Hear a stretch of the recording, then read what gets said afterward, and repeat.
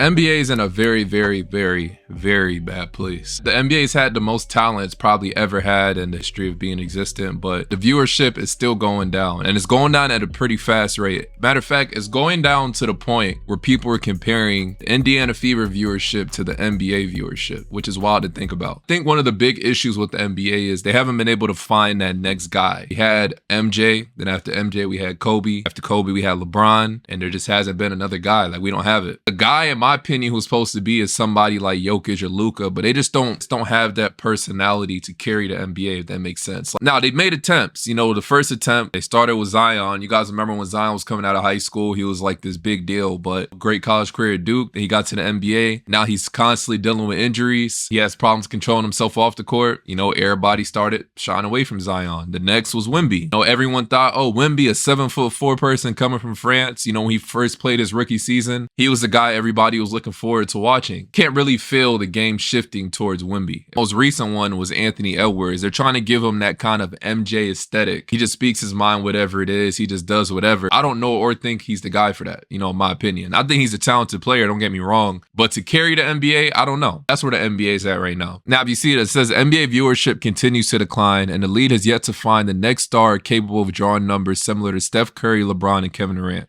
And I forgot about Steph as far as carrying the game. The three stars showed their viewership pool when they teamed up with Team USA in the summer during the Paris Olympics. Gold medal game was the most watched Olympic men's basketball game since 1996. Young stars like Anthony Edwards and Devin Booker have yet to attract the same audience. They've fallen behind international players like Jokic and Giannis, who despite their success haven't been able to compel US viewers quite like LeBron, Curry, and Durant. Shaq spoke on this in his podcast. It says Shaq believes NBA viewership is down because everyone wants to shoot threes. This is the full clip of what Shaq said. I'm gonna play the clip. I have a theory that it's down because we're looking at the same thing. Everybody's running the same plays at the damn top of the key, dribble handoff. I was talking to a coach yesterday. He said they want to shoot 53s. Because, you know, they were trying to contemplate if I could play in this era. And it's like, yo, Shaq, we would just shoot 53s. And I was like, well, how much you want to make? We want to make about 10 or 15 of them. I was like, well, that's not going to help you win. But I think everybody's looking at the same thing. And Steph Curry and those guys messed it up. Like, I don't mind Golden State back in the day shooting threes, but every team's not a three-point shooter. So why everybody has the same strategy? I think viewership will continue to go down unless we switch things back up. On that TNT opening night, there were two games. There were 162 threes shot in those two games alone. Guys like Anthony Edwards right now are shooting like 10 threes a game. They were shooting half of that last year. And when asked, you know, what do you think about people that want you to drive to the lane? He says, fuck them. Because this is what the coaches want. He's not lying. Look, this was just last night. The Portland Trailblazers tonight, 45-point loss to John Morant-less Grizzlies. Shot 4 for 42 from three-point range, 34 of 100 field goals made, one starter over 10 points, 23 team turnovers. This looks terrible, you know what I'm saying? And another thing, they're making more money than they ever made, you know, in the history of the NBA. But the amount of money they're getting, you'll think that people have more motivation to play. You got people like Joel Embiid who says, I'm not playing back-to-back games no more. All right, look at this. Kevin Garnett goes off after hearing Joel Embiid's decision to sit out of back-to-back games. This is what the fucking job calls for.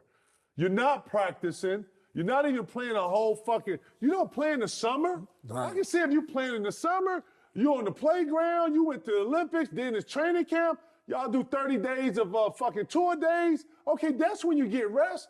Man, I don't want to hear this shit, man. I don't want to hear none of this shit.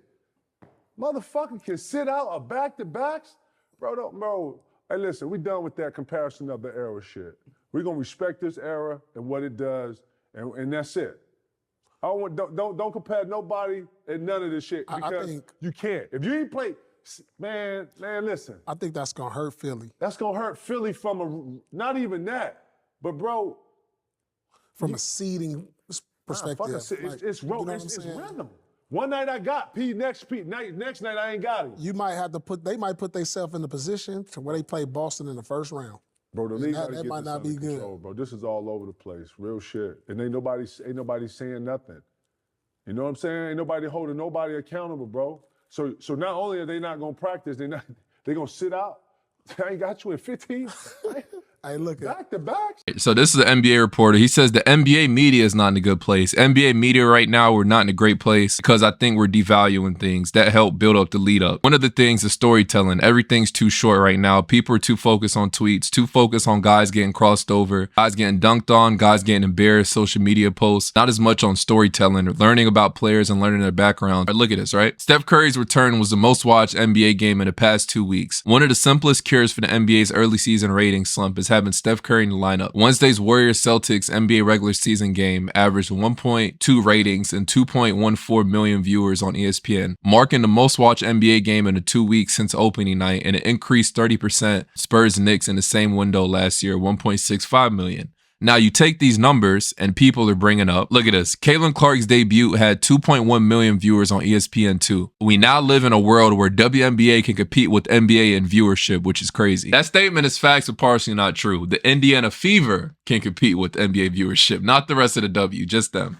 If the WNBA can figure out a way to get more people like Caitlin Clark, then yeah, then the NBA has a serious issue. But it's just crazy that that's even a comparison right there. You know what I'm saying? And a lot of people are saying it's because nobody watches on League Pass or TV or whatever. Everyone's just using streaming sites. Like, you technically could say that for like the W, for football, for other sports. You know what I'm saying? The players aren't playing. There's a bunch of injuries. When they do play, they're just taking a bunch of threes. The basketball isn't really good to the playoffs. And even the playoffs, like, I feel like after the Lakers got eliminated, it just kind of died down. Like the finals, I don't even remember. I already forgot about the finals. Last unforgettable finals for me was probably the Raptors versus the Warriors finals. That was a really good one. And the Cavs Warriors. Those are the two like ones that come to mind. The rest are just been forgettable. Now with the viewership dropping, people are comparing the NBA versus the WNBA. Yeah, Candace Parker came out on a podcast and she spoke about the viewership. I'm gonna play the clip.